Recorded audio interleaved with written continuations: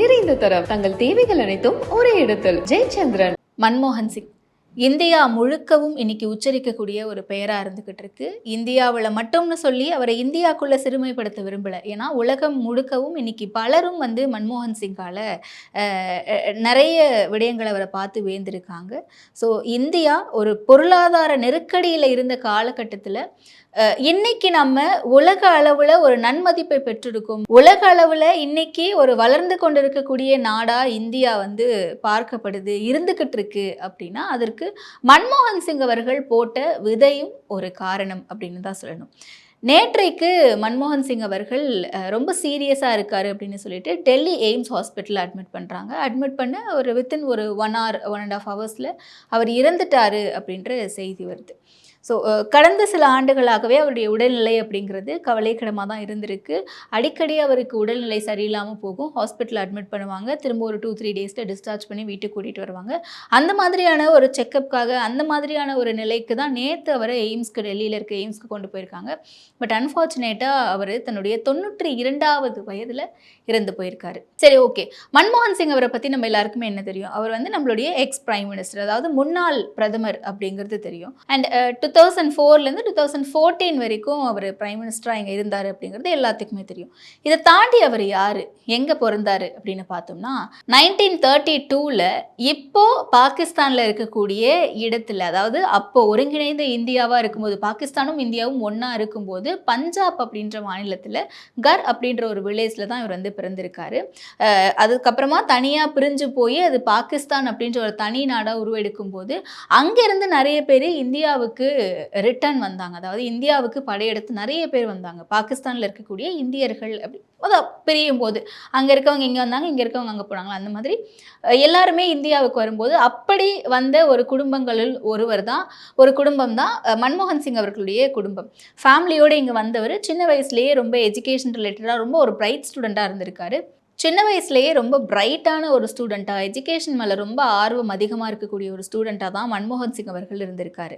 ஒரு காலத்தில் அவர் வந்து யூஜி அண்ட் பிஜி ரெண்டுமே எக்கனாமிக்ஸில் முடிக்கிறாரு. பொருளாதாரத்தில் யூஜியும் முடிக்கிறாரு, பிஜியும் முடிக்கிறாரு. ரொம்ப ஒரு பிரைட் ஸ்டூடெண்ட்டாக இருக்கார். அண்ட் இவருடைய இந்த ஒரு அறிவார்ந்த ஒரு ஸ்டூடெண்ட்டாக இருக்காங்க அப்படின்னா அவங்களுக்கு வந்து ஆக்ஸ்போர்ட் யூனிவர்சிட்டியில் இல்லை கேம்பிரிட்ஜ் யூனிவர்சிட்டிலலாம் வந்து சீட் கிடைக்கும்ல, ஸ்காலர்ஷிப்பில், அந்த மாதிரி. ஸோ இவருடைய அந்த அறிவாற்றலை காரணமாக கொண்டு இங்கிலாந்தில் இருக்கக்கூடிய கேம்பிரிட்ஜ் யூனிவர்சிட்டியில் இவருக்கு வந்து சீட் கிடைக்குது. அங்கே போய் திரும்பவும் படிக்கிறாரு. அண்ட் அந்த இடத்துல அவருக்கு ஆடம் ஸ்மித் அப்படின்ற ஒரு உயரிய ஹானரபிள் ப்ரைஸும் கொடுக்குறாங்க. திரும்பவும் இந்தியாவுக்கு வராரு. இந்தியாவில் இருக்கக்கூடிய டெல்லி ஸ்கூல் ஆஃப் எக்கனாமிக்ஸ் அப்படின்ற ஒரு இன்ஸ்டிடியூட்டில், அதாவது டெல்லி ஸ்கூல் ஆஃப் எக்கனாமிக்ஸில் அவர் வந்து ப்ரொஃபஸராக ஒர்க் பண்ணுறாரு. ஸோ இடைப்பட்ட காலத்தில் அவர் வந்து தன்னுடைய பிஹெச்டியை முடிக்கிறாரு ஆக்ஸ்போர்ட் யூனிவர்சிட்டியில். பிஹெச்டியினுடைய தலைப்பே வந்து பார்த்திங்கன்னா இந்திய வர்த்தகம் மற்றும் பொருளாதாரம் சார்ந்து தான் இருக்குது. ஸோ அவருடைய தேசிஸே வந்து இந்திய எக்கனாமிக்ஸ் அண்ட் இந்தியன் ட்ரேடிங் எதை நோக்கி நகருது அப்படின்ற மாதிரியான அந்த எக்கனாமிக் ரிலேட்டடான சப்ஜெக்டில் தான் அந்த தீசிஸை எடுக்கிறாரு. அண்ட் இந்தியா சார்ந்த பல ஆய்வுகளை பண்ணுறாரு. அந்த ஆய்வு கட்டுரை அப்படிங்கிறது குறிப்பிட்ட ஒரு காலத்துக்கு பிறகு ஒரு புக்காகவும் வெளியிடப்படுது. புக்காக வெளியிடப்பட்ட பிறகு உலக நாடுகள் மத்தியில் அது வலம் வரும்போது உலக நாடுகள் எல்லாருமே இந்தியாவினுடைய பொருளாதாரத்தை தெரிஞ்சுக்க ஒரு சூழல் ஏற்படுது, குறிப்பாக மன்மோகன் சிங் அவர்களால். ஸோ இது கொஞ்ச நாளைக்கு இப்படியே போகுது. அதுக்கப்புறம் நான் ஏற்கனவே சொன்ன மாதிரி டெல்லி ஸ்கூல் ஆஃப் எக்கனாமிக்ஸ் அப்படிங்கிறது உலகத்திலேயே பல பொருளாதார நிறுவனங்கள் இருந்தாலுமே, பொருளாதார எஜுகேஷனல் இன்ஸ்டிடியூட்ஸ் இருந்தாலும் கூட அதில் ஒன் ஆஃப் தி பெஸ்ட் அப்படின்னு நம்ம சொல்லலாம். இல்லாட்டி நிறைய நிறுவனங்கள் இருக்குது, நிறைய எஜுகேஷன் இன்ஸ்டிடியூட்ஸ் இருக்குது. அதில் டெல்லியும் ஒரு சிறப்பான ஒரு எக்கனாமிக்ஸ் ஸ்கூல் அப்படின்னு சொல்லலாம். அந்த மாதிரி டெல்லி ஸ்கூல் ஆஃப் எக்கனாமிக்ஸில் இவர் வந்து ப்ரொஃபஸராக ஒர்க் பண்ணுறாரு. ஸோ இப்படி எக்கனாமிக்ஸ் ரிலேட்டடாக பொருளாதாரம் சார்ந்து இவருடைய பார்வையும் இவருடைய அந்த ஒரு படிப்பு தாகமும் அதிகரிச்சுட்டே போயிட்டு இருக்கக்கூடிய ஒரு சூழலில் தான் இவருடைய வேலையை பார்த்து வியந்து, இவருடைய இந்த பொருளாதார நாலேஜ் பார்த்து வியந்து இவருக்கு வந்து கவர்மெண்ட் வேலையும் கொடுக்குறாங்க. ஸோ அது எப்போ அப்படின்னு பார்த்தீங்கன்னா 1971 இவரை வந்து வர்த்தக ஆலோசகராக கவர்மெண்ட் கிட்ட இருந்து ஒரு அழைப்பு வருது. வர்த்தக ஆலோசகராக இவரும் போய் இணைகிறாரு. அதன் பிறகு 1976 இருந்து 1991 வரைக்கும் பொருளாதாரம் சார்ந்த இவருடைய பார்வை, இவருடைய அணுகுமுறை அண்ட் ஒரு கெரியர் க்ரோத் வைஸாகவும் அதிகரிச்சுட்டே போயிட்டு இருக்கு. குறிப்பாக சொல்லணும் அப்படின்னா திட்டக்குழு துணைத் தலைவராக இவர் முதல்ல இருக்கார். ஏற்கனவே 1971 இவருடைய அந்த பொருளாதார புலமையை பார்த்து கவர்மெண்ட் ஜாப் கிடைக்குது. அண்ட் அதன் பிறகு 1976 1991 வரைக்கும் இவர் திட்டக்குழு தலைவர் ஆகிறாரு. அதுக்கப்புறமா ரிசர்வ் வங்கியினுடைய ஆளுநர் ஆகிறார். இப்போ நம்ம பார்க்கல ரிசர்வ் பேங்க் ஆஃப் இந்தியா அதனுடைய ஆளுநராக அவர் வந்து அப்பவே இருந்தார்.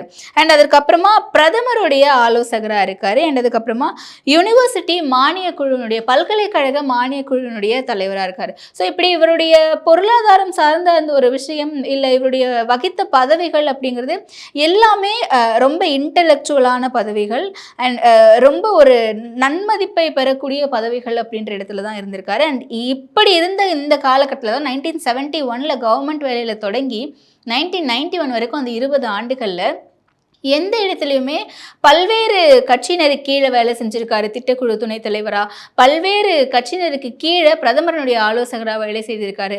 ஆனாலும் அந்த பீரியடில் அவர் என்னைக்குமே வந்து பார்த்திங்கன்னா தன்னை எந்த கட்சியை சார்ந்தவராகவும் காட்டிக்க விரும்பியதில்லை. அவர் பதவிக்காகவும் எதையும் செய்ய விரும்பியது கிடையாது. அண்ட் 1991 ஆப்வியஸாக ராஜீவ்காந்தி அவர்கள் பிரதமராக இருந்தபோது அன்ஃபார்ச்சுனேட்டாக அவர் இறந்து போகிறாரு. அந்த இறப்புக்கு பிறகு யாரும் எதிர்பார்க்காத வகையில் நரசிம்மராவ் அவர்கள் பிரதமராக பதவியேற்கிறாரு. அவர் பிரதமராக பதவியேற்ற பிறகு மன்மோகன் சிங் அவர்களுடைய அந்த ஒரு பொருளாதார ஆளுமை நிலையை பார்த்து அவருக்கு தன்னுடைய அமைச்சரவையில் நிதி அமைச்சர் பொறுப்பையும் கொடுக்குறாரு. ஸோ 1991 ஃபஸ்ட்டு நிதி அமைச்சர் அப்படின்ற ஒரு பதவியை மன்மோகன் சிங் அவர்கள் பெறுறாரு.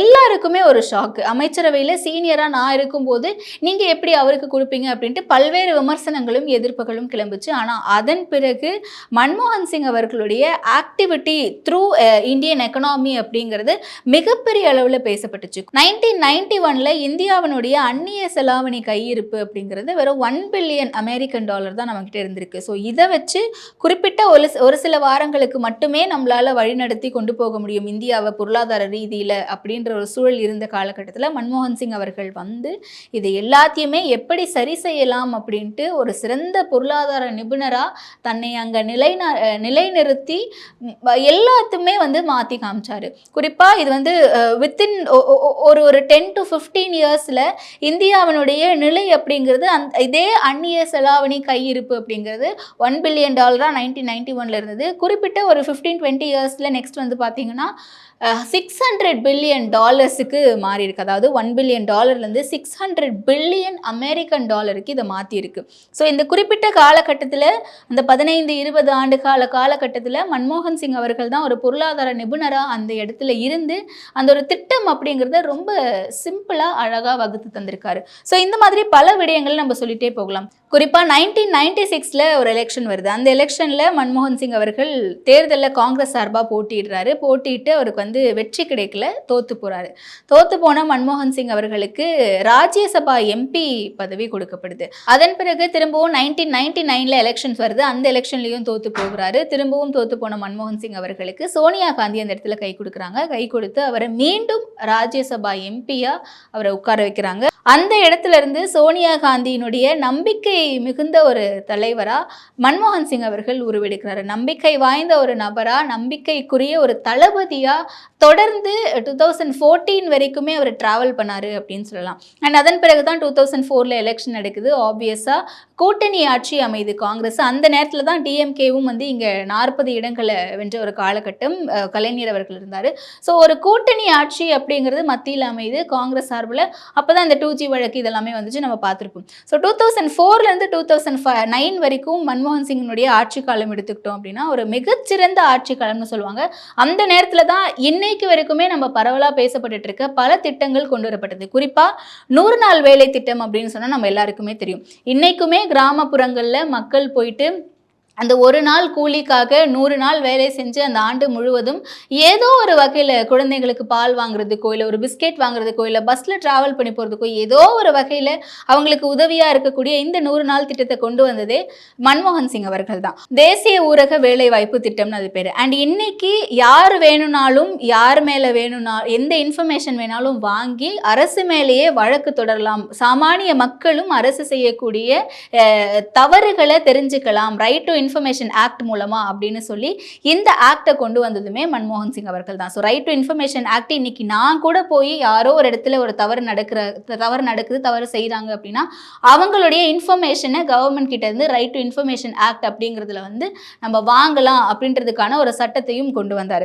அண்ட் அதே மாதிரி மகளிருக்கு எதிரான வன்கொடுமைகளை தடுக்கும் தனி சட்டம், protection of women from domestic violence. பெண்களுக்கு டொமஸ்டிக் வயலன்ஸ் நிறைய நடக்குது, இதற்கு பெண்களை இங்கிருந்து காப்பாற்றணும் அப்படின்றதுக்காக இந்த மாதிரியான ஒரு திட்டத்தையும் கொண்டு வந்திருந்தார். அதே மாதிரி தகவல் அறியும் சட்டம், நான் ஏற்கனவே சொல்லியிருந்த மாதிரி right to information act. Next கல்வி பெறும் உரிமை சட்டம், ரைட் டு எஜுகேஷன், எல்லாருக்குமே அந்த ஒரு எஜுகேஷன் போய் சேரணும் அப்படின்ற ஒரு திட்டத்தையும் கொண்டு வந்திருக்காரு. அதே மாதிரி நம்ம இன்னைக்கு வந்து ஏதாவது ஒரு ஃபுட் ப்ராடக்ட் வாங்குறோம் அதுலனா FSSAI அப்படின்னு இருக்கும் பார்த்தீங்களா.